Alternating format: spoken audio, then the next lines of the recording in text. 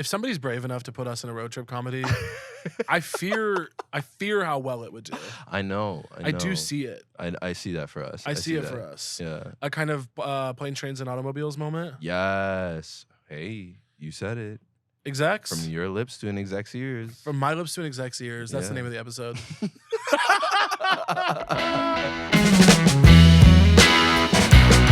What would be bringing you to New York if you moved here?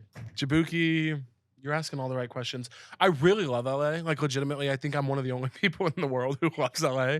I love it there, but I date so much more in New York. Yeah. And like LA dating is a nightmare. It's terrible. I'm sure you know. Oh, 100%. It is a self-harm ritual. 100%. When I was there for a year, nothing. For you? Yeah. Well, the thing is that Jaboukie. it's okay. This is the thing. When I went out there, it was like all of a sudden I'm talking to these people who are so hot they think the world is a good place. Yeah. And like I can't relate to that, and I also don't trust it. Yeah. You know, like it was too the shift that you see in people's eyes, like when they realize that you're like someone. Oh, baby. I can't. After that, I get the ick. Like I just can't do that. The only time I ever have fun at like events or parties in LA is if I can corner someone's +1. The +1s are where it's at. Are so interesting. Someone's +1 at a party in LA. Their friend from high school, their accountant buddy that they like bring around to these things to prove that they know someone normal. Right. Those people talk to all night. 100%. Love them. Forgot to change my shirt for our episode, so people are really gonna know I just did these back to back. That's cool. Everyone's seeing behind the curtain how the sausage is made. Right. I'm doing New York episodes, baby. This is the first time. How many are you knocking out? I'm doing you and Devin today, and then that's it. We did too few banked episodes before I left town for a very long time, and I was like, fuck, I gotta either go back to LA and skip New York entirely, or I have to like figure this out. So we're doing this. But I'm so glad you could do it. Yes. I literally love you. Oh my God. I think I'm such a fan of yours. You're amazing. I think you're so iconic. I've told you this before, I think, but the first time I ever saw you, I tell you this? It was in Chicago that like one. It was at the Crowd. Try again. It was at the Playground. It was at the Playground. Yeah. Yes. It was at the Playground, and I was just about to graduate college, like 2 months later, and I came to Chicago to see if I was gonna like move to Chicago, because my plan was to move to New York all along. I had lived in New York in the summers during undergrad, and I love New York. But then some of my buddies were like, we're gonna move to Chicago to do comedy, and I was like, I'll check it out. So I came up, and they were like, we got to go to the Playground.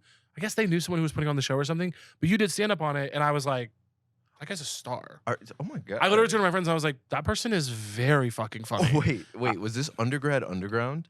Maybe. Holy shit. Maybe, I think. That is a deep cut. A deep cut. And I even remember a joke you told. I don't know if I've told you this, but you had a joke about you were wearing 2 different sneakers at the time, like 2 different Jordans, different colors. 2 different pairs of Jordans. And you were talking about like being followed around at CVS or something, and you were like, "You think I'm gonna steal from you? I'm wearing 2 different Jordans." It was a very funny, like I was cracking up, and I was like, "I love him." Thank you. And then you moved to Chicago. Then I moved to Chicago. Yeah. Because of you.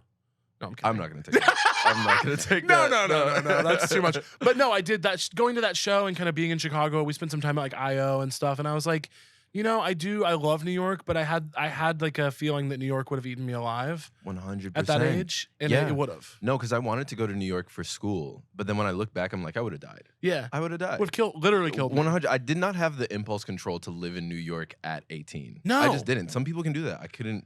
I was never one of those people. Even at 22.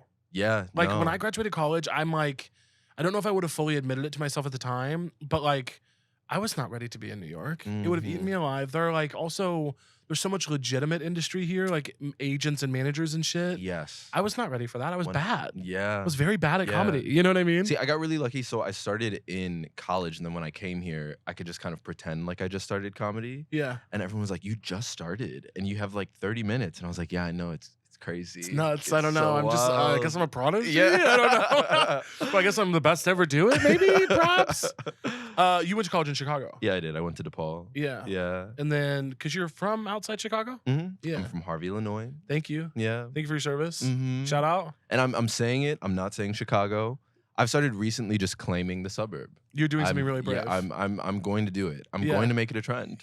I'm gonna make it a trend. You're doing something most people could never. Yeah, no, they could never. I say I'm from Kansas City. I'm from the middle of. I'm from the country. But it's easier because if I say I'm from Chillicothe, Missouri, no one. Right. But I should be more. There's like also like a whole different slew of stories that people tell themselves about you when you say the actual place where you're from. Yeah. You know, I'm always curious. Like, I want to see what that triggers for you. Like when I say Harvey, Illinois, like what are you imagining? Because it goes from city to cornfield so fast. Yeah. That I'm like, are you imagining me just like running through a field of wheat? Like, what do you think my childhood was? Like, yeah. I don't know. What do you think people think of you?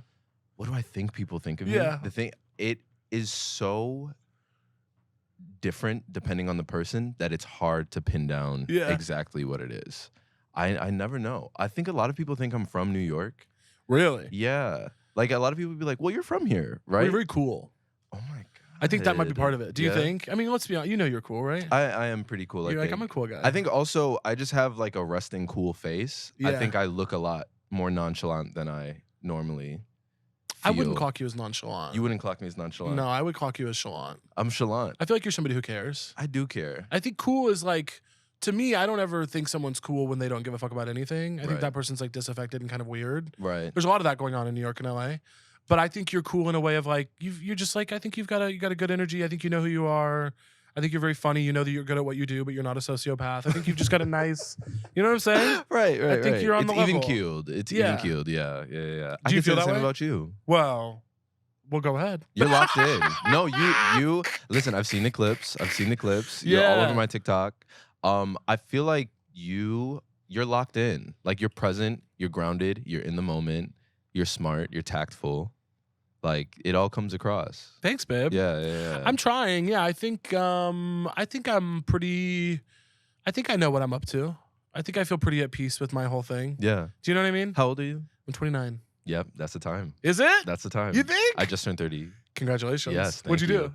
I really just treated myself. I got a massage. I got some new fragrances. Did a little shopping. Come on. And then just like throughout the week, just saw friends and stuff like that. Like throwing a party can be so stressful. Yeah. And I do that every like 5 years or so. Yeah. And maybe for the 31st. 30 felt a little too sweaty for me. Yeah. You know? I was like, I want to hit the off note. Like when you're the 31. Yeah, the 31. Yeah. Right? Like I'm already here. I'm past the precipice. Yeah. We're in it. Well, you've arrived. Yeah, we've arrived. At 31, we've arrived. Yes. I am not a big birthday person. I've never been a big birthday guy. But last year, 29, or this year, I guess, January, my birthday. When's your birthday? July 24th. July 24th. Yeah. The day of July 24th. I threw 3 birthday parties for myself. Whoa. For 29. It was this weird thing where like the week of my birthday, I just schedule-wise was meant to be in New York, LA, and Kansas City. Like I had to I often will stop in Kansas City going between. That's where your house is. Yeah, I bought a house in Kansas City. And so I'll stop in between going either way just because it breaks up the flights and it's like a good excuse to like see my family and stuff. Right. But I was meant to be in all 3 in 1 week. And I was like, the week of my birthday, I'm going to be in all 3 places where I have like the most like loved ones and friends and stuff. Right. So I threw a party in all 3 and it was psycho. And as a not birthday person, it was really kind of uncomfortable as well. But I really went, I was like, if I'm doing it, I'm doing it. I got like fucking photo booths. Whoa. And I made a jungle juice at my LA there party. Was a step and repeat. Baby, there was a step and repeat. I had a photographer. I did my New York one at Bell House because I had a show. Oh, okay. So I was like, we'll just stay afterwards. And Bell House was cool enough to let me. And then, yeah, I mean, my Kansas City one was low key, but like LA and New York were nuts. And it was interesting being a birthday person for once. I was like, this is a birthday person is such a different type of person than me, I think. Yeah. Do you know what I mean? Who is that person? A birthday person is somebody who, well, I view birthdays kind of the way I view weddings, where I'm like, if you're really excited about either of them, you don't get celebrated a lot. And not in a bad way, but like as performers, we get celebrated a lot. Yes. People stand and watch and clap at us a lot. It's the job. You know what I think it also is? Maybe when I take a step back and I think about it, it's that for my birthday, I'm like, okay, I didn't do anything. Like, yes. Or like I do things to get applause all the time. Like this kind of feels like cheating a little bit. Like I feel that way. That's a good point. That's a good point. I think it almost feels, and I don't know if this is valid or not. Maybe this is something I need to work on. I'm open to that. But I do think, to your point, like it feels like birthdays, weddings, any kind of attention for that kind of stuff. It feels like clapping at a joke instead of laughing. You know what I mean? It's like, yes. you're paying attention to me and I don't really deserve it. Yes. Yeah. Like I didn't earn this. I just showed up today. Yeah. Yeah. Do you know what I mean? What do you mean you're loving me for my inherent worth? Because I lived another year. Like, I'm falling asleep. I should be telling a joke or something. Right. Do you know what I mean? Maybe we should just do sets at our birthday parties or now we're at talking. our weddings. Now we're talking. Yeah. Do you want a wedding? No. No? Not a wedding guy? Are you in a relationship? No. No? No. How? Well, it just ended. No worries. Hey, no worries at all. This was so much fun, Jaboukie. Thank you for coming in. It was a lot of fun. You want to talk about it? Kleenex? Does anyone have anything? No, I think I'm good. It ultimately just came down to like just wanting different things and like, you know, when you're in it and it is working to a certain extent, but you kind of know you have two different visions for the future. It's like at a certain point, you just have to decide, all right, well, we're going to go chase our two different visions of the future. Yeah. And that's kind of what it came down to. We're going to go chase our two different visions of the future is very beautiful. I think that's a pretty way to put it. We need to put that in some Live, Laugh, Love font. Let's go. Let's me and you get into Final Draft and see what we can do with this. It's interesting, though, to think about sometimes when you have that dynamic with somebody like, you know, even if you're just dating somebody pretty casually, like you've been on a couple dates and you know they're not your person, but they're cute and you're having a good time, you like making out with them, whatever, you go dancing and it's fun. The math for me has started to get shorter and shorter on how long I just let it be fun. Do you know what I mean? Yes. Like when I was 22, if I enjoyed dancing and making out with someone, I'm like, we could do this for a year. Yeah. You know, and now I'm like, maybe like a month in, I'm like, better be getting to the guy. I better be getting to the guy who I'm actually gonna do this with. You know what I mean? So we did our little Nick and Nora infinite playlist night like 5 times now. When is it getting serious? Do you know what I mean? Yeah. No, like, I know. It's getting like, okay, I can't really be. The window is shorter, but it's also like the fireworks phase. You've been through so many of those at that point that it's like it's not new anymore. I don't know. It's kind of it gets old hat. It's old hat to be falling in love. It's a little on the nose. It's so hacky. Yeah. It's so hacky. What do I look like? Right. Like, hanging out with this person that I enjoy. Okay, I got not butterflies knowing. when we kissed. Okay, cool. Okay. All right. So you're like a ton of fun and I enjoy spending time with you. Right. You're gorgeous and my stomach drops when I look at you, whatever. Fuck you. So yeah, so I accidentally brought up a breakup. That's a good thing on the show, I think. That's helpful for the interview. Yeah, tactful. I said you were tactful. Yeah. I said why? You said, well, we just broke up. Humiliating of me. But I kind of do like doing that. I like just, you know, going for it. Because really at the end of the day, it was nothing. Yeah. You know what I realized recently? Sometimes I'll watch cringe comedy and I won't laugh because I'm like, well, they just made a mistake and people do that all the time. Like there's some part of me that's like, I don't really see why that's funny. I think they were being vulnerable and I don't know if we should laugh at that. I think I've been getting softer the older that I get. Do you think so? I think so. Are you a soft person in general? No, not really. I don't see you as a super soft person. No, but then I think, I don't know. I was talking about this with someone recently. It's like, all my memories feel like coming of age movies now because I have enough emotional maturity to project so much weight onto like trivial things in my past that maybe if I went back and relived it, it actually wouldn't be that weighty. But there's like a full A24 filter on so many of my memories at this point. You know what I mean? I do you feel that? absolutely do. Yeah, like the wistfulness is getting really intense, really intense. Yeah, and the like montage washing of like that 6 brutal months that I went through being reduced to like the 2 times I cried beautifully on the train. You know what I mean? Where I'm like, it wasn't all that pretty, my friends. You know what I mean? But I so series of shot wash my like things I've been through, especially in my early 20s. Yeah, I don't know what that is. I don't know if everyone does that or if that's maybe. Like being like a writer or like I don't know if what we're doing, what our brains are doing that for. That's true. Maybe it's our profession is just doing that to us. You can't. Every time something happens to me, I think like. Another piece of the lore, you know. Like, oh my god, I'm gonna probably talk about this in a couple months on stage, which is sick. You were really good with that when I saw you when you did the Union Hall show that I had. Oh, with talking about my life. Yeah, but I really liked the storytelling aspect of it. Like, thank you. Yeah, it was really captivating.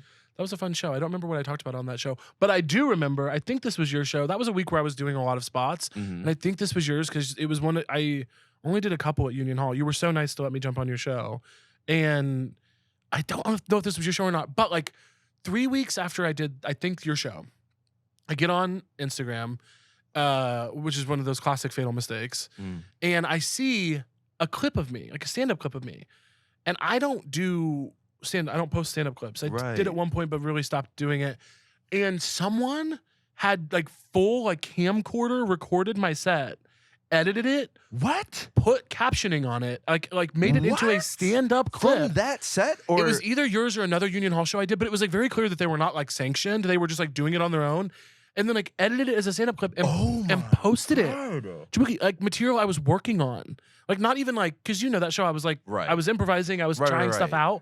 This is not even settled material. That is so dark-sided. I was that's like crazy. Because that's actual real theft. Yes. Like it's because they're doing it the way that comedians do their own clips for engagement. They actually like stole that. And they tagged me. And so I messaged them and I was like, hey, I'm sure you thought you were being helpful by doing this. Like, no big deal at all. Would you mind deleting it just because that's like material I'm still working on and I don't know what I want to do with it? And they were like, oh my God, yeah, no worries. I'm a comic as well. So I just thought it would be. I was like, you're a comic as well. What? You're a stand-up and you did that? So was the page just like stand-up, haha, funny clips? Or like, what was it? Personal page. And she was like posting clips and she had one of Jared Goldstein as well.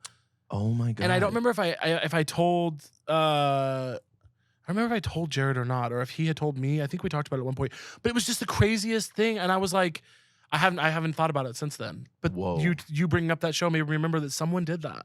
You know, I did a show once where someone, like a parent at a kindergarten recital, had their iPad just recorded the entire time. And like the first minute of the set, I'm like, okay, like get your story, whatever. But I was like 4 minutes in and I noticed that they just still had it. And I was like, I'm not going to keep going until you shut that off. Yeah. Like, you have to turn that off. That's really crazy. Why do you need that? I feel surveilled right now. It's like, insane. I don't feel comfortable. It's also like defeating the purpose of this live show that we're doing right now, this one time. Yeah. And like sharing this moment together. That's wild that they would do like, that. That's really crazy. It also defeats the thing you're talking about like the experience we're having in this room right now. I decided to stop posting clips because I posted some stand-up clips and then I tried the crowd work thing and I enjoyed it and I really love crowd work. I like talking to the audience, but it just posting it felt for me, and it's no shade to anyone who does it, genuinely. For me, it made me feel very disingenuous and like I was selling out the relationship that I created with the people in the room. Yeah. To me. And I'm not saying that it overall is, but that's how it made me feel. And so I stopped. And so someone, posting my stuff, I'm like, I actually think stand-up for me it's a live art form meant to happen in the room. And maybe I'll do a special or something, but like the constant posting of it all the time there are people who do it very well. Stavros Halkias does it amazingly. He's so good at it. And I find it to be an art form in its own, the way that he does it, or Mateo Lane. Like there are people who do it very well. But it feels like for someone to do that on your behalf when I don't like it was like even more of a crime against what we had like made together. You know what I mean? Right. It just felt so crazy. You know what's wild is that Chris D'Elia posted a clip on. You love him, right? You guys work very closely together. So we're best friends, actually, and I stand by everything that he's ever said or done. He posted a clip on Twitter like bashing crowd work, and I just thought it was so funny that that's the big splashy comeback that he decided. That's the big swing. That's where he's like coming in and planting his flag like right there. I'm gonna win him back with this one. Yeah. Like okay. He said, "Hey, I know y'all weren't crazy about my allegedly, but y'all are gonna love. Oh, you're gonna be obsessed. The way I take comedy to task real quick." I do love that as a swing. That's really fun. Yeah, the crowd work of it all. But yeah, I feel the same way about live performance. I think that's what always drew me to stand-up was like we're creating something together. And it's so precious and luxurious in the fact that it is one of a kind and it does not exist after this. It's like that's what's so special about it. And I especially feel now, especially like the way that we spend so much time online and blah, blah, blah, blah, it's those live moments become so much more weighty when they actually go well. It's transcendent. It really is. I really actually love stand-up and live comedy a lot, as much as I also hate it at the same time. You're so good at it. You're very talented. Thanks. It is also, I've come to think of it as like the only thing they can't take from us. Yes. I'm like, yes. this is the only, you can not cast me in a million movies. Right. You can not fund my projects. You can, like, anything could happen in a career. Things happen to people all the time that are not ideal. 100%. The only thing that cannot be taken from me is that I can stand up in a room of people and make them laugh. Yes. You cannot change that. No one can take that. And that is a really beautiful, I feel the same way about like someone who can play guitar really beautifully. Yeah. You can get up and by just moving these strings, you can make like beautiful sounds. Yeah. That can't be taken from you. It's That's so so empowering. beautiful. Yeah. You're doing a lot of spots recently. Are you prepping for something? I am. I'm doing a show at New York Comedy Festival. I'm doing an hour. When? I think it's November 14th to 17th. I think that's it. I'm doing a few shows at the Hard Rock. Come on now. Yeah, all right. Come on, Hard Rock. I'll probably do like, I'll do some stand-up. I might do like a song or two, like a new like funny little bit song or something, which is new for me. Yeah. Doing like musical comedy. I know. I've heard some of your music. Yeah. But it wasn't necessarily jokey. That's what I was thinking. I was like, you just make good music. Right, thank you. But then you also are going to do some comedy stuff? Right. I think I might, because I haven't done that before, but a lot of the stuff that I've been doing recently, I've just been so like, I just want to have some fun. So I think I'll probably do that. I might do a country song. Ooh. I kind of want to do that. I would love Another to hear thing that that. I wanted to ask you, what is it like doing the coastal thing and then doing the Kansas City thing? Amazing. Yeah. Kansas City. I mean, I talk about it a lot on here. I'm sure the listeners are sick of it, but I adore Kansas City. It's the best, and it's very grounding. Yeah. To just like, I love New York and LA as places, and I've come to really love New York and LA in a new way, like still as cities that don't have anything to do with my career, but then also the knowledge that they are deeply tied to my career is another part of it. But I think like LA and New York become so like worky. They become so about the thing you do, and that's great. That's a huge privilege. But I do start to feel crazy, and I start to feel like self-obsessed, and I start to think about myself all the time. And then when I go to Kansas City, it's just like a nice check back in with reality of like, New York and LA are also my reality, and my job is also my reality. But the truth of the matter is, instead of getting so spun out about like not getting a TV show or something, which happens to me a lot, not to brag, it happens to all of us a lot. But yeah, I mean, I used to get so spun out, and then I started going back to Kansas City more really when my dad died. And like was really feeling like I kind of feel like my career doesn't matter that much. It's like a cool thing and I want it. I like what I do and I want to do more of it at a higher level. But also like the perspective of like there's a whole real world that exists outside of our little bubbles. Yes. Really like grounds me in reality. 100%. Nicely. I for work was in Little Rock for a Love while. Arkansas. Yeah. And we went to Hot Springs. Ooh, Hot Springs. It was gorgeous. Oh, it's beautiful. Yeah. Did you get to swim? Was it like swimming weather? No. Or no, I don't think it was. But we did go to like a little like natural spring spa thing. And it's just nice, like, seeing people outside of that orbit. It's like it opens your eyes. That's nice. Yeah. How long were you in Little Rock? Like a month.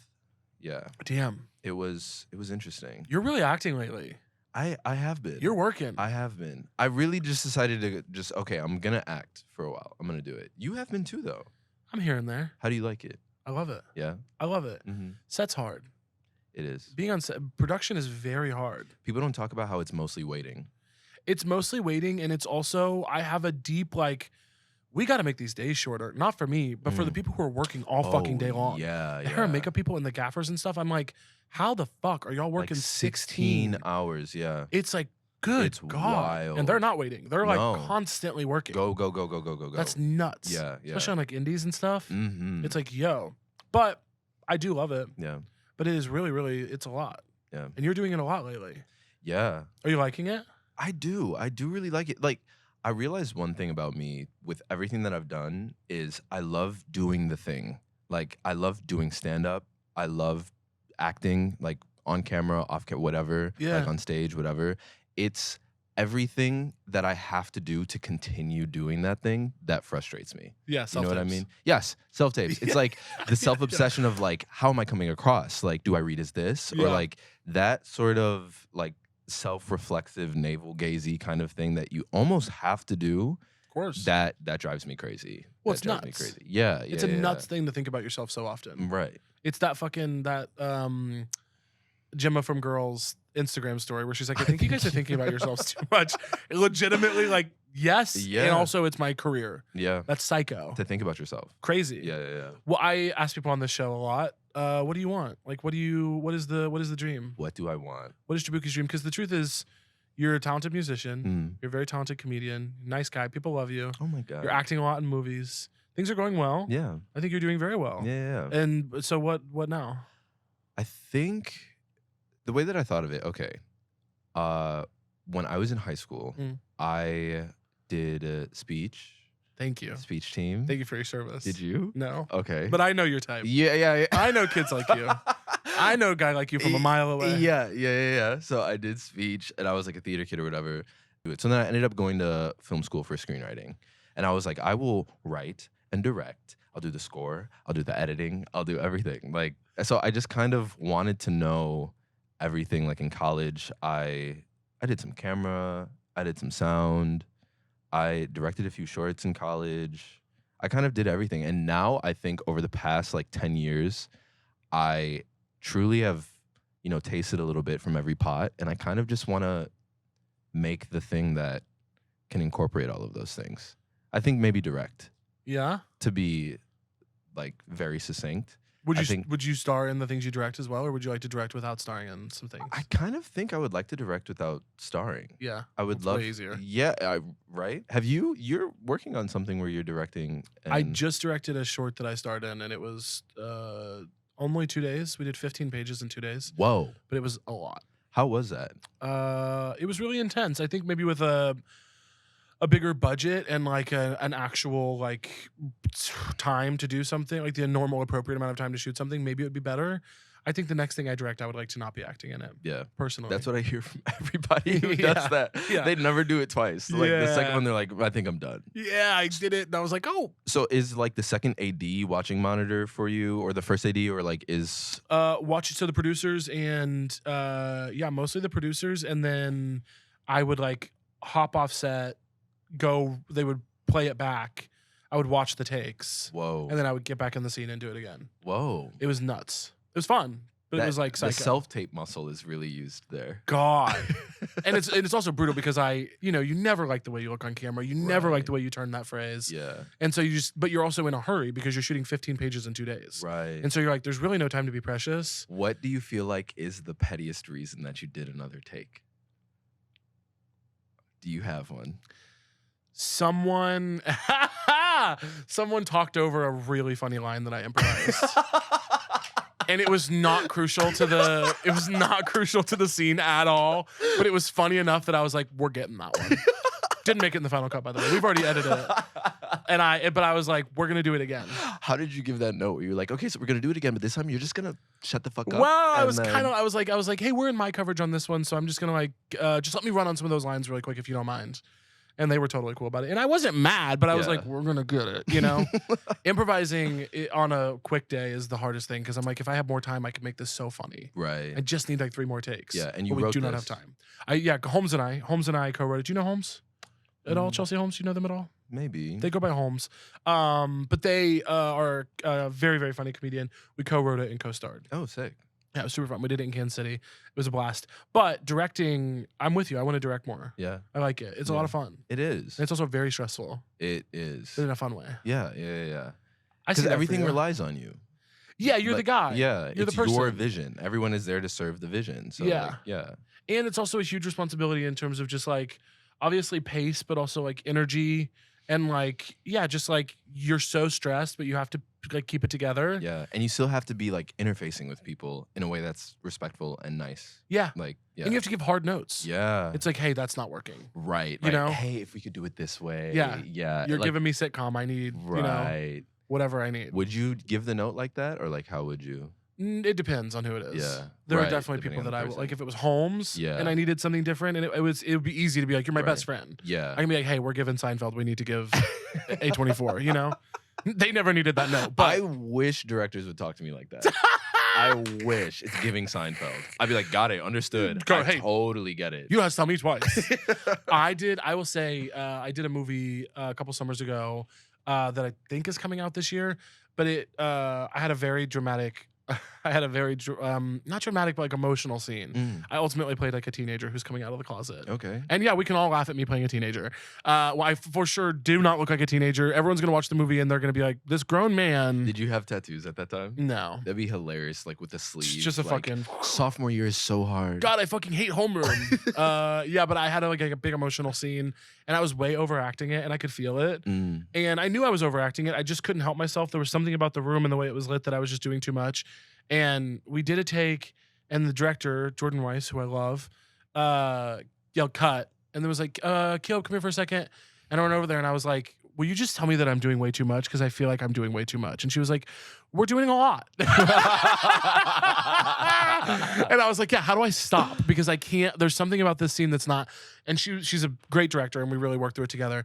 But it was nice for her to just not bullshit me and be like, yeah, you're doing a lot. Yeah. You know, because I was. So nice. I think so many people are afraid of actors. Like everyone on set is kind of like a little frightened, but I'm so like, please be a little rough. Because I'm not going to get it sometimes. Yeah. Like you might have to cut through a little bit. Like there's also nothing humiliating about it. Acting is really hard. Yeah. And I don't like when people pretend, I think mostly from an ego place, that like it's impossible that they would be getting it wrong. It's like, no, there's a lot happening between you and the camera. Yes. And Video Village. And like there's so many different elements that's like, no, and also that's the point of a director.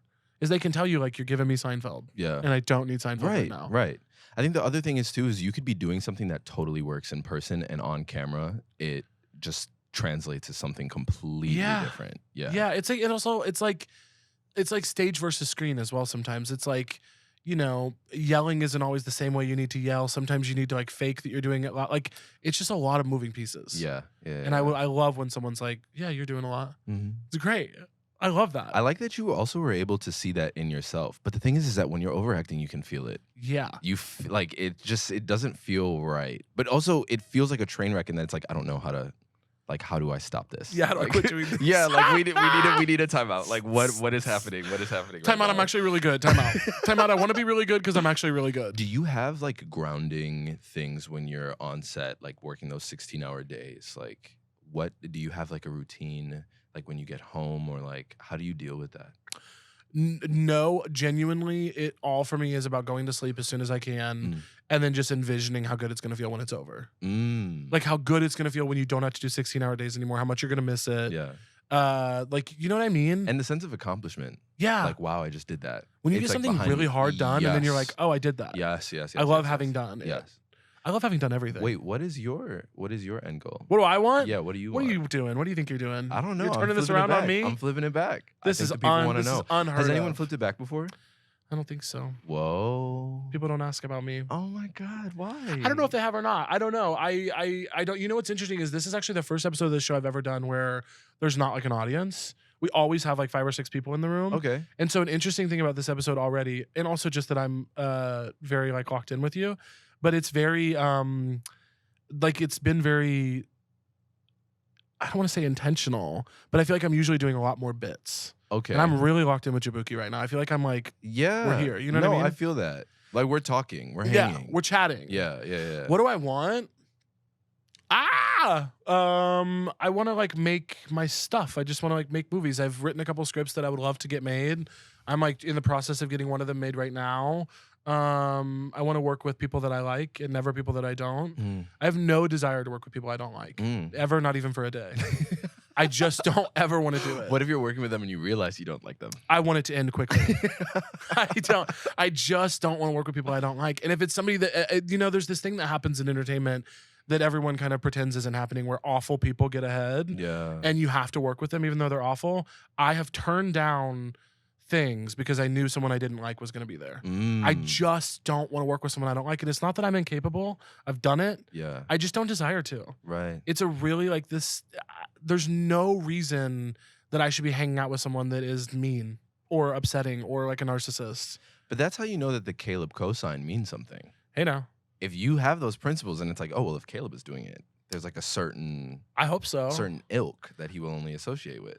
I hope just really mean people is what I'm talking about. And I hope that people, I would like to think that like at least my fans or like you know, people who like know me in the industry know that I really, really only put on people that I think are great and like nice. If I thought someone was an asshole, I would not be around them just because they were famous or whatever. Right. Yeah. Not that, and I don't think that's, by the way, like I'm not like patting myself on the back. Right. I think that's a really easy thing to do. I don't think it's like I'm like a hero, you know? I only hang out with people who are easy to be around. Yeah.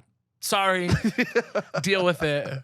But I do think it's for some reason not happening a lot. Like there are people that I just know are like mean. Yeah. That I'm like, why are you around so much? Mm-hmm. How have you not been kind of gotten out of here? Right. I don't know. I think mean requires a lot of upkeep. I think that's it. It's like you never really meet. I feel like the only mean people I see are very type A. You never really see like a type B mean person, like a relaxed like asshole. a relaxed asshole.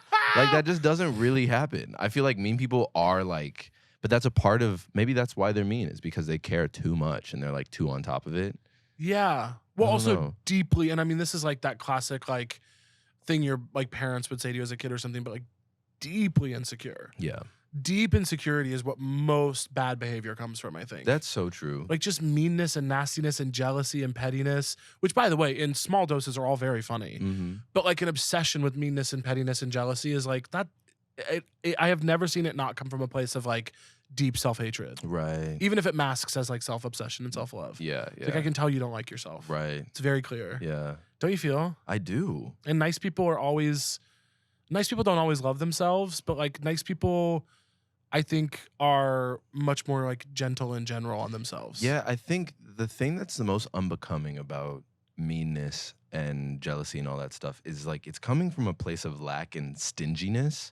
Whereas if you're nice or kind to someone, it's like you actually have so much positivity in your life and goodness that it is nothing for you to just give some to another person. Yeah. But I feel like the meanness is like there's emptiness. Like you're trying to grab onto things and like scrounge as much as you can to like add up to something that you want to take. Yeah, you want to take. It's like that's coming from a place of not having enough.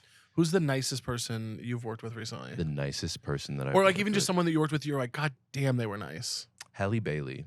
Yeah? She was really, really, really sweet. How so? Just like all the time, just like lovely? Yeah, she's just super lovely and just like a sweetheart. She's very giggly. And as a comedian, that's always great. Someone who giggles a lot. Yeah. She was just great. She has That's a baby. so sweet. The baby was always around. Ah! Yeah. I love that. Yeah, she was really, really sweet. Shout out Helly. How about you? I've been so lucky. Like I feel like I've worked with like I really have not worked with a lot of assholes.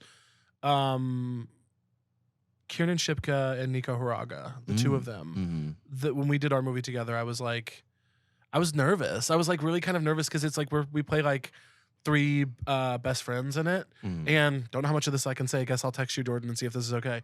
But we played 3 best friends in it, and I was like, oh, I don't know. They're like hot young starlets, you know? I was like, I don't know. What if they don't like me? Or like, what if I'm like not? I was really nervous going to that set because I was like, it will be apparent if the chemistry's not there. Yeah. And we're supposed to be best friends. So I really want to like make the chemistry at least believable on camera. Right.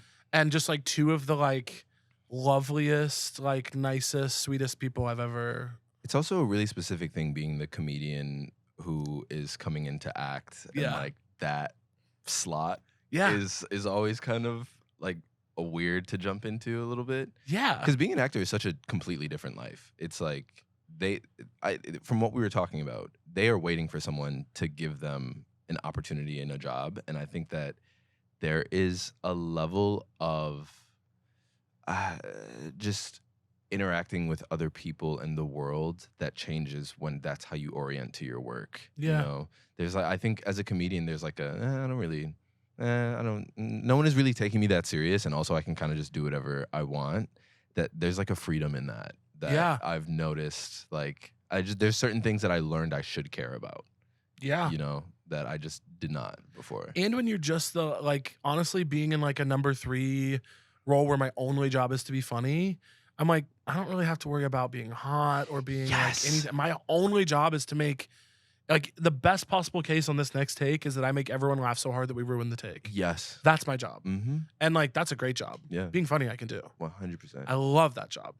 But I was very nervous. I was like, ugh. And I don't really get nervous about whether or not people are going to like me in like social settings. But for some reason, this movie, I think it was the work aspect of it all. It was also the biggest role I'd ever done. And so I was like very like it was the biggest time I was in a script. Yeah. And so I was like, man, if they don't like me, we really have to keep hanging out. Like I was like, if they don't like me or if I don't like them, that thing as well. I was like, I didn't expect to not like either of them. I'd only ever heard lovely things. But so I was more like, if they don't like me, we're really going to be together. And then that's going to suck for them. What do you feel like was the thing that made you want to act, do comedy, do all of it? God. Was there like an origin story moment for you or like? No, but I will tell you, I don't think there's, because I never did theater or anything growing up. I never did, no. I like started performing when I was like 20, really. Really? Yeah. Were people just like, you're so funny? Yeah, I mean, I was always funny. Yeah. And I think, I will say, like, is the closest thing I have to an origin story is I had this babysitter when I was like 8 to 10. Like this babysitter I was with a lot because my mom was like working 3 jobs and putting herself through nursing school. So she was gone a lot. And this babysitter, her name was Teresa. Shout out Teresa. She served us like really bad food. Like one of the meals she served us was like cooked spaghetti noodles and Thousand Island dressing. And she like, wouldn't let us leave the table until we finished our food because we like had to eat. And I hated her food so much. And I remember I was recounting to my mom and my cousin, my older cousin, who was like 10 years older than me, like how bad the food was and like reenacting like how she was making us sit at the table and I was like doing her voice. And they were like calling over other members of the family to hear me do and they're like, tell it again from the beginning. And I have a very vivid memory of being like, this is the coolest thing that's ever happened to me. I want this to happen forever. I like just the attention and like the telling of the story. And then there was another very similar one where like my dad and all my like aunts and uncles were talking about, they were all in school at the time. So they were talking about like what fonts they use on their like papers that they write. They were like, oh yeah, I use like Times New Roman because it's a little bigger. It makes the pages go longer or whatever. And I was listening and very earnestly was like, I was like maybe like 7. And I was like, I like Comic Sans. And I really thought I was contributing because I thought it was a fun, like we had just learned in computer class, like different fonts. And of course I liked that one because it's, that goofy little ugly one. Yeah. And they laughed so hard. That was a moment where I was not in on the joke, but even still, it felt good to get the laughs. Right. I was liked that. Oh yeah. I was like, awesome. As a kid, I hated that. Really? Yes. No. I always wanted to know what was so funny. And when, like, you're annoying ass. Yeah. You're like, explain it. Yeah, like, no, tell me. Could you explain like what about this dynamic is crazy? Because we're equals. I don't know why you're laughing at me. That's kind of fucked up. So what's so funny? I weighed in on the Bush administration. And you guys are laughing? Oh my God. I remember the thing for me was, I think I was maybe 4 or 5. And I had found a bunch of coins.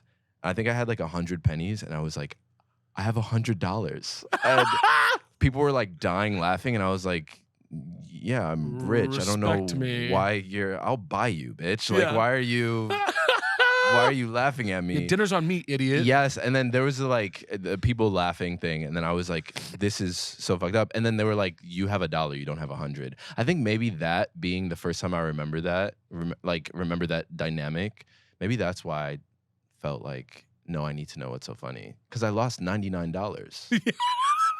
Like, that was really painful. It's the worst thing that could ever happen to someone. Yeah, I went from being rich to like a total loser. I'm poor. Right, poor. 5. I can't work. God. How am I going to get that? I have nothing. Yeah. It's all over. So, yeah, I don't know.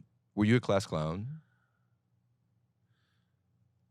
I don't know. You don't remember? I think at certain points, yes, I was definitely making people laugh, but I don't think like there were definitely kids. When I think of class clown, I think of like the kids who were always getting in trouble for being funny. I was usually smart enough to like keep it, you know. You were cracking the teacher up. You were that. I was definitely always talking to the adults. Yeah. And I could get on their good side. I remember like I always found the kids I think of as class clowns were always like annoying guys who made jokes that I thought were like basic.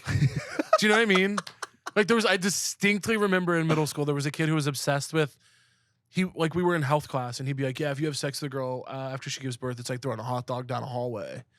Like really crude, like stupid. Right. And even then I would be like, ugh.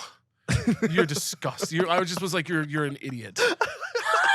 I was like, you have no ingenuity. Also, you heard that somewhere. You're repeating something. Right. Or like repeating Step Brothers was a big thing. Oh my God. You remember that? That was a plague. That was a plague. You know what I used to do? My parents didn't really watch my media consumption at all because they're immigrants, so like they didn't know that they were supposed to, I think. Yeah.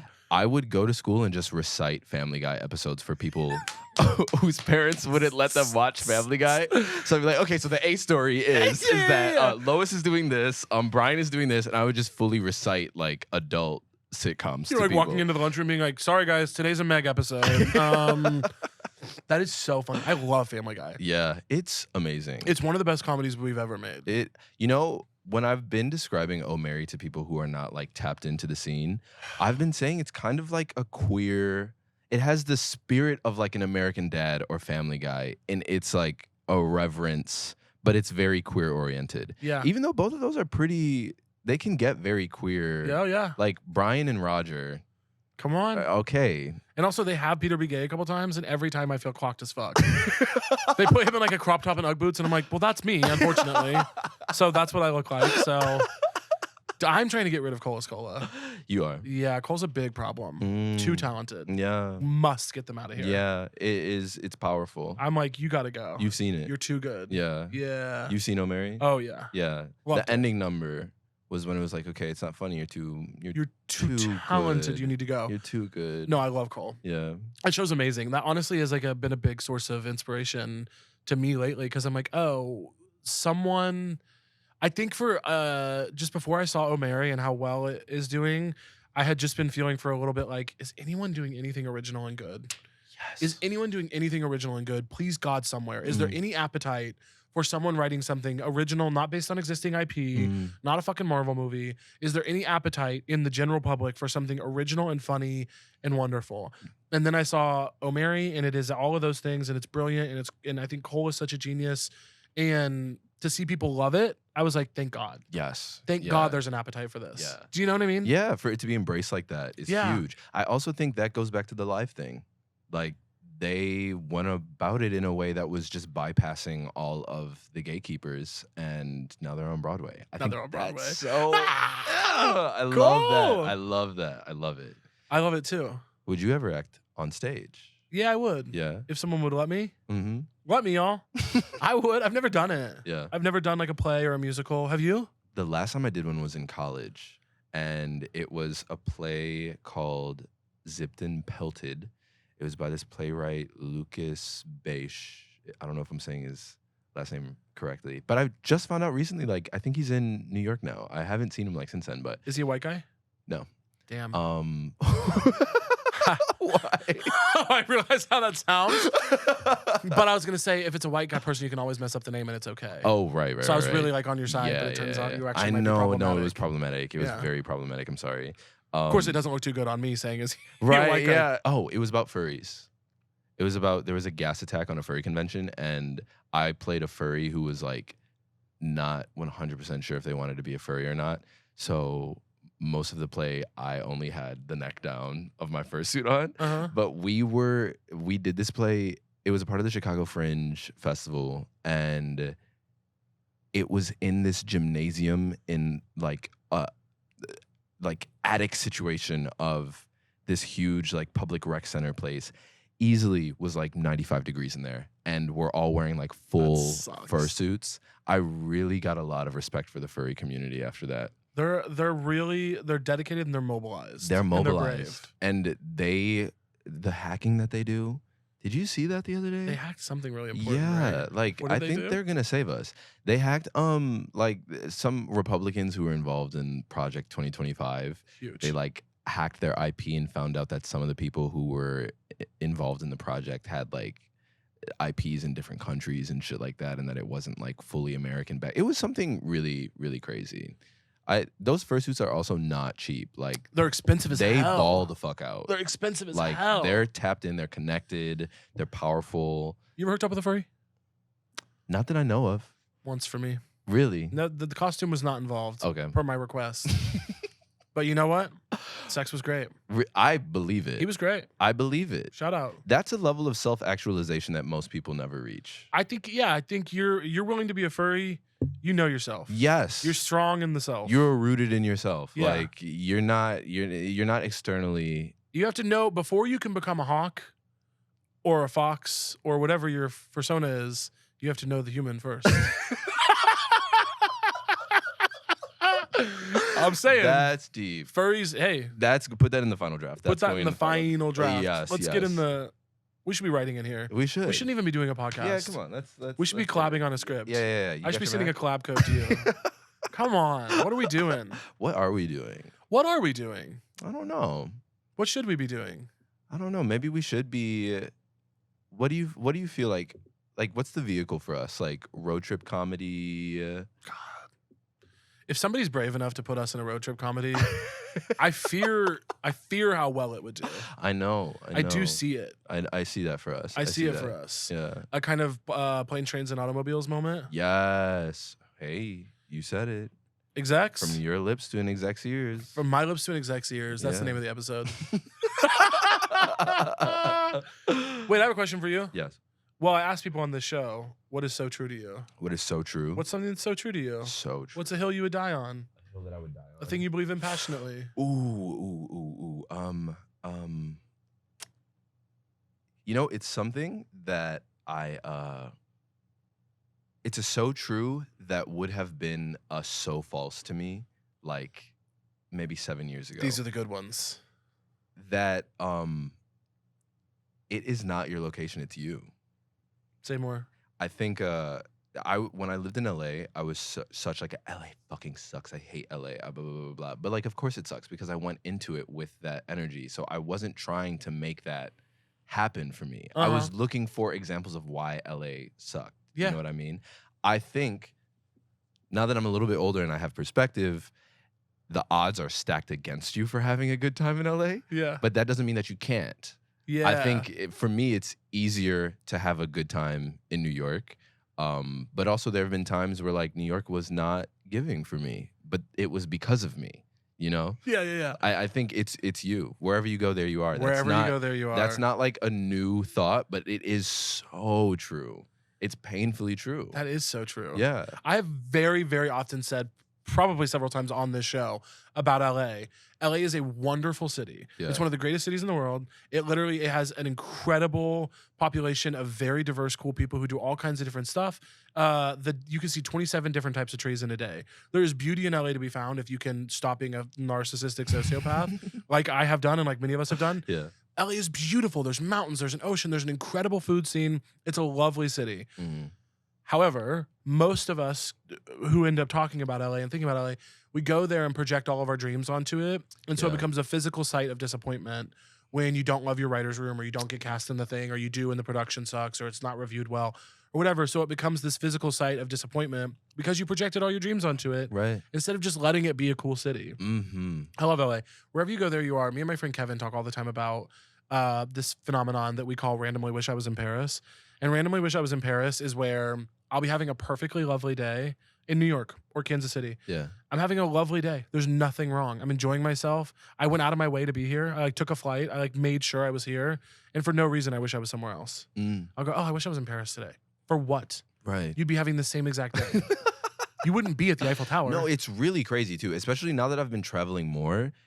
Brooklyn is everywhere. Yeah. Brooklyn is everywhere. Mexico City is Brooklyn at this point. Yes. Yeah. Like there's a Brooklyn coffee shop anywhere you go. Yeah. People talk so much shit about flyover states. I was in Little Rock. It was Brooklyn and Little Rock. Yeah. It was Brooklyn and Richmond. Yeah. There's Brooklyn everywhere. Like Yeah. it's really not that special. Granted, sometimes it's like 2011 Brooklyn. Right. Like there's like a geometric wolf on the wall with a mustache. No. But like Jaboukie, I am begging you to stop. That is so fucking funny. Like Geometric wolf with a mustache. I know you've seen the geometric It's wolf. 10 with a years mustache. behind Williamsburg. It is. Yeah. It is. I can't wait for when it catches up to Bushwick and there's people with like sigil tattoos and shit in like Athens, Georgia. It probably is already happening. I don't know. Well, it's interesting now though because a lot of the coastal culture is borrowing from the Midwest and the South. Yes. Like jorts and Carhartt and camo and stuff. It's How like, do you feel about that? I am at once terrified and comforted. Do you know what I mean? Like, yes, like I'm scared as fuck. Yes, that you're wearing that. Yes, You're in Realtree. 100%. What are y'all doing in Realtree? What's happening? Who told you about that? You know how when Trump won and everybody was wearing those little safety pins to be like, I'm safe. Yeah. We need to start doing that again. Really? Because the red state cosplay is getting too intense. So you can wear the Realtree shirt, but you have to put a safety pin on Yes, it. or like I feel like gay men do it. They do it right. Where there's like something a little about it where it's like, okay, I know who you are. And I feel I get it now. But then there's some people where I'm like, this feels aspirational to you. You want to be. Yeah, like you want to be. And look, it's okay that your mom is a neurosurgeon and your dad is a college professor. You wish like, you had some struggle. Right. Though. Like living your truth. Living your truth. I'm not going to lie. I think that aesthetic is a means of like, I don't know, portraying some sort of struggle for people who don't have access to it. Yeah. 100%. It's not new, like the poor cosplay shit, but it's like, it's very self-convinced now. It doesn't, I feel like they're going so deep. That's really interesting. Yeah. My favorite part of it is when gay guys put on like a camo shirt and they're like, in my mascara. Sweetie, let me hold your hand when I say this. Let me hold your hand when I tell you, you are not in your mascara. Not now, not ever. No. Baby girl. I saw someone do that recently and post a poll on like Instagram and like it was like 80% no. No. They were like, am I giving trade? Is it DL trade? And they're like, am I giving trade? Trading what? Right. It's not giving barter. It's not giving, it's nothing economical about it at all. I want you, it's not giving trade, it's not giving barter. It's not you. The only thing you need to trade is you need to swap out the delusion that you live in for the reality that the rest of us are. My mascara, I swear to God, these, by the way, the notes for this show every single week are just my very straight producer. Like, you know, we have like the edits. Right. It's just him being like, 2 minutes, 13 seconds, mute, 3 minutes, 17 seconds, mute. Like, it's just mute F slur 500 times. Right. These, you in that camo sweatshirt, listen to me, God, pray with me. Y'all are not masked. Your hips are betraying you. Yes. Your wrist is betraying you. Yes. You are a fruity little queen. And God bless. Tighten up the wrist, babe. Babe. Tighten up the wrist. There's so many things we need to do before we get into the cowboy boots. 100%. Listen, and I'll do that sometimes. I'll do it. But I'm not, it's camp. I'm not like anything I do that might seem off is camp. Right. Let's be very clear. Right. When I do it, it's intentional, it's winking, it's a nod, it's genius, it's elevated. But when they do it, it's like, come on, it's delusional. When they do it, it's village people. Right. Take that construction vest off. I think that we do need to start going that far, though. I saw someone yesterday who had a bullet. Like, it wasn't bullets. It was like that, like... So they were open carrying? Yeah. You're like, I love that. No, for a second, I was like, yes. Okay, let's do this. Let's do this. Like, militarize the... Yes. But then it was actually that, like, you remember in 2009 when everything had spikes on it? Yeah. It was that. Okay. It was like almost bullets. Yeah. But I saw that and I was like, this is an amazing development. Well, that's actually interesting. What if we arm gay people? I think... And let them think that they're masculine. We're not too far off from that. We could do this. I think gays are going to start open carrying. I think it would be really, honestly, probably for the best. Maybe. I think maybe. I do think it might be for the best. I think it might be kind of good. I do know some gay people that have gotten into guns that are like, guns are now I'm gonna do a gun thing. I'm not gonna lie. I shot some and it was really fun. I've been shooting guns my whole life. Really? Yeah. You grew up doing it? Grew up shooting guns. Whoa. Are you good? I am. Whoa. Yeah, I'm a really good shot. I haven't shot a gun in years and years and years, but I like won. I also did archery when I was a kid. Really? I won archery competition. What? Yeah. We did that in gym class. Really? Yeah. Damn. Our first, like, when I went to high school, your first gym class and your first quarter of gym is just like juggling, archery, roller skating. Ever? Did you guys do roller skating? What? Almost. I'm surprised we didn't because our teacher was like an old lesbian.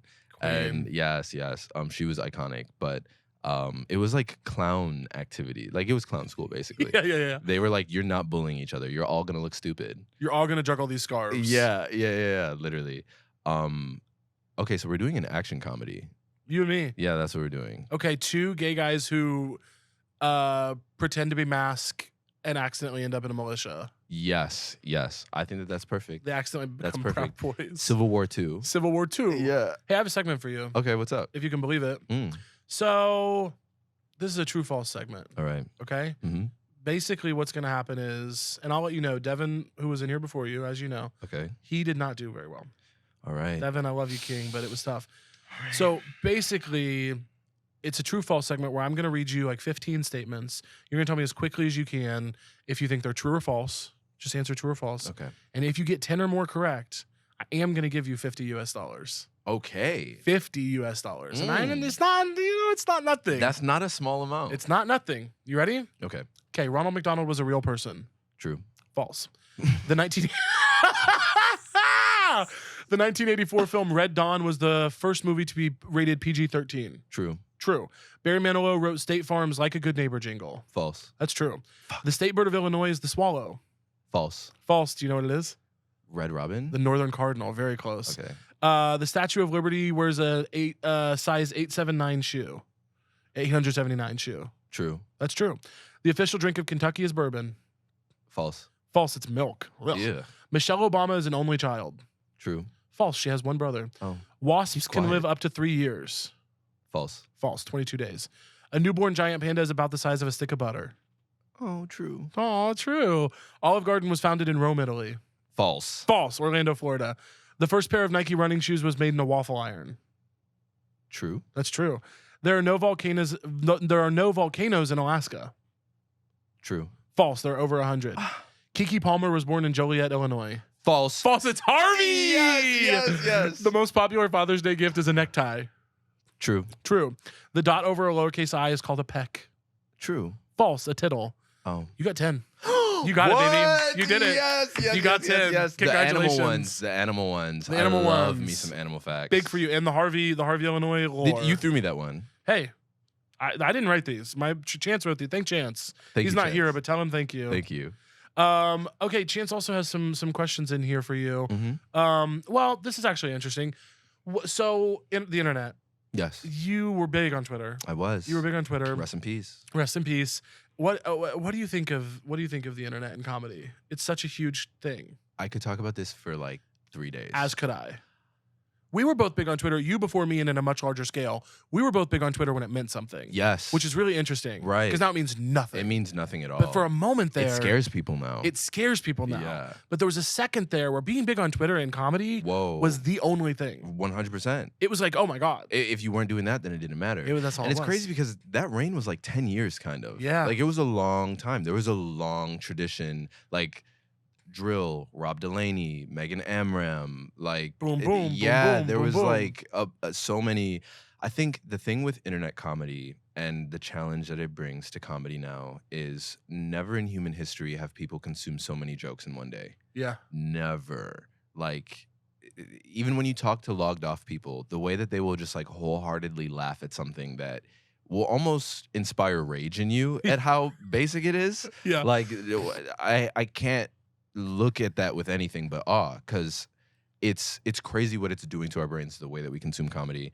I think there's this weird relationship to it where you kind of have to do it now. It's like a prerequisite almost to like really gain an audience as a comedian because all of the traditional channels have kind of eroded because they're like, well, what's your following whenever you get to those channels? So they're expecting you to come with all of the, artist development already done with for yourself. With an audience as well. A dedicated audience. Yes, with a dedicated audience, dedicated artist development. And then also the other thing is too, is that when you look at like mega viral people who are funny online, like Adrewski, like why would he cut his teeth doing day player roles in like a blockbuster, that's weirdly almost beneath him in a way.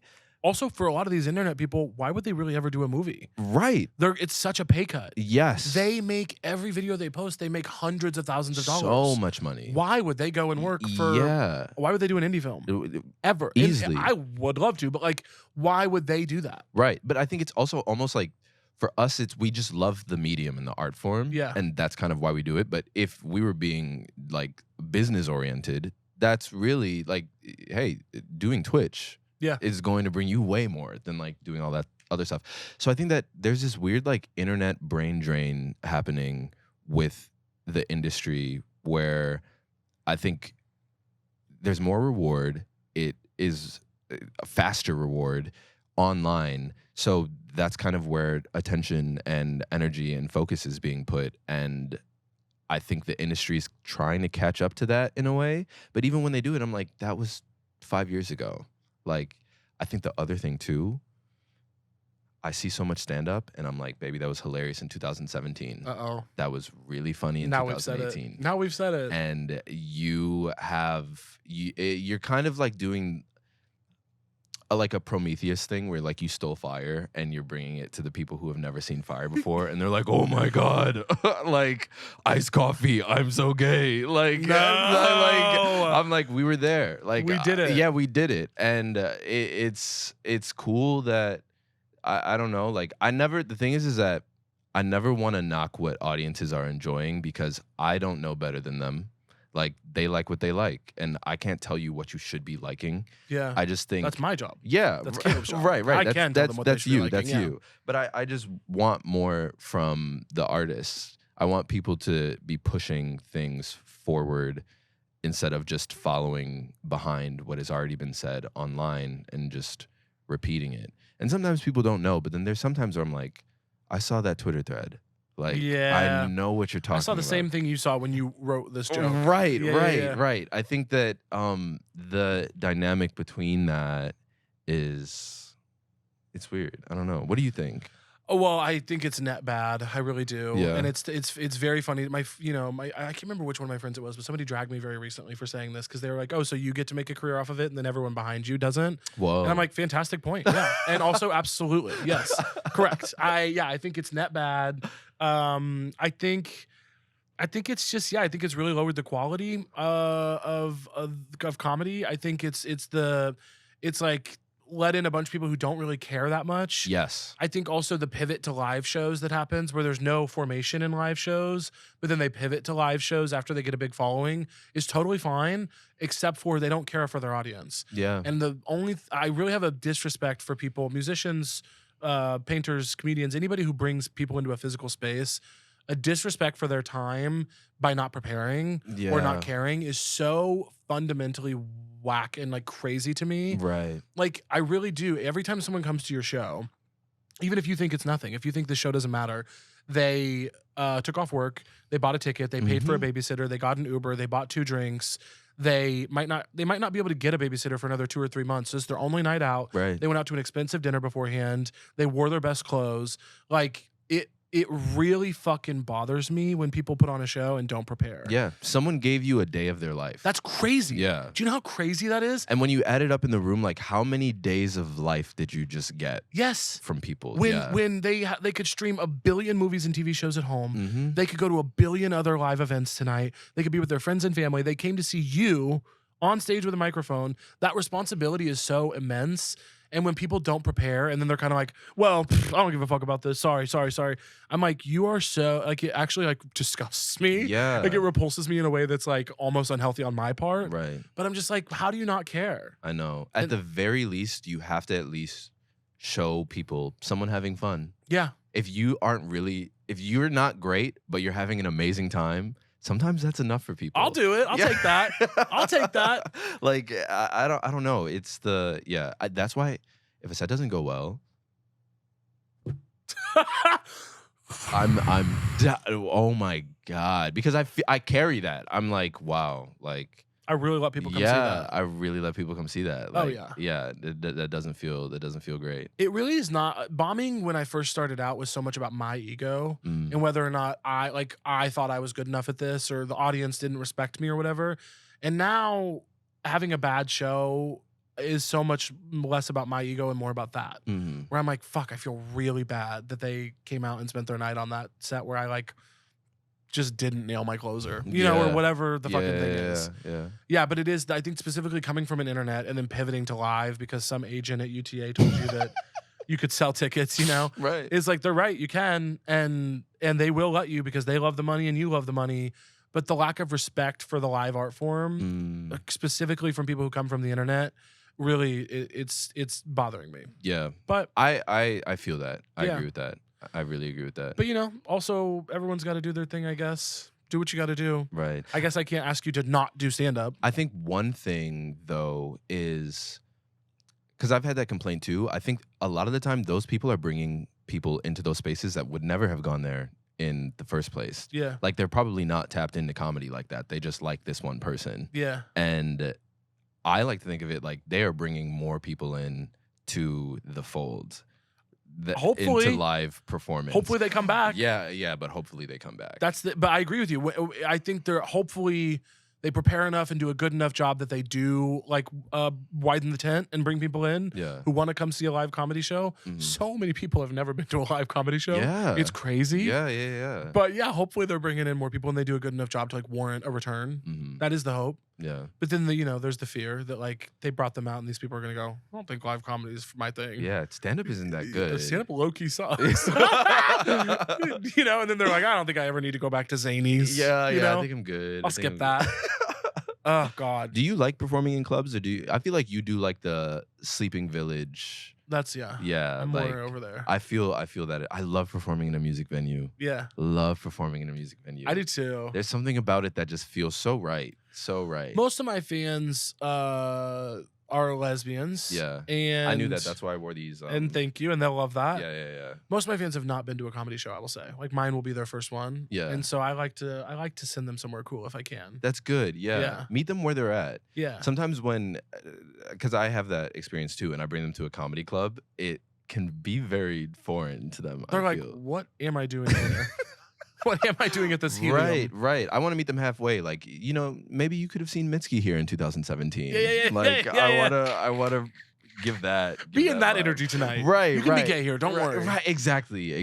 Yeah, but you make money at those comedy clubs. You do. God damn, the margins are good. I just don't know why they all have to be carnival themed. Yeah. Why do they all have the orange and purple stripes? Yeah. Ultimately, no offense to them. Thank y'all for having me. But the fact that I performed at a place called Hyenas twice recently, and there's like a howling wolf, it's like, okay. Really? Like a cartoon wolf? For sure. Why wouldn't he be? Yeah. And calling the place Hyenas is like, damn. Yeah. That's really, it's You're a going little, for it. it's a little insulting. Yeah. And How did that show go? They were lovely. The show was great. Okay, that's the great. audience was lovely. The staff was lovely. Thank you for having me. Hyenas, Fort Worth, and Dallas. I love your work. But I would encourage a name change if possible. Right. And if what you would don't, the name change be? maybe like Caleb's. Yeah. I like that. Caleb's Comedy Club. Yeah. Caleb's Comedy Club. Okay. Could be fun. CK. The Caleb Room. Or you could do them all with a K. TCR. Yeah, I could do them all with a K. Yeah. That'd be really interesting. Take it back. Reclaim it. Like those chicken places in the South. They're like crunchy chicken with a K, and you're like, uh-oh. That's close. How come, I wonder? This is not how it's spelled, is it? Hey, I have something for you. Let's do it. Here's a question for you. Okay. When you were 8 years old, Yes. you almost drowned at Jesus Camp? Yeah. What is that about? Whoa. Okay, so I was Tell me 8 that. years old. I was at Jesus Camp. And so I got to go to the Jesus Camp because I was allowed to attend. I got the privilege of going to Jesus Camp because I was one of Jesus's special little soldiers. But my godmother was the camp nurse. So the camp was actually like 10 and above. You're a Nepo baby. Yeah, I was kind of Jesus Camp Nepo baby. Yeah. And I had like a chip on my shoulder, okay? Because I was a tiny kid. And then I also was 8 years old. So I really needed to prove myself. We were at the pool and we were playing Marco Polo and the ball went into the deep end.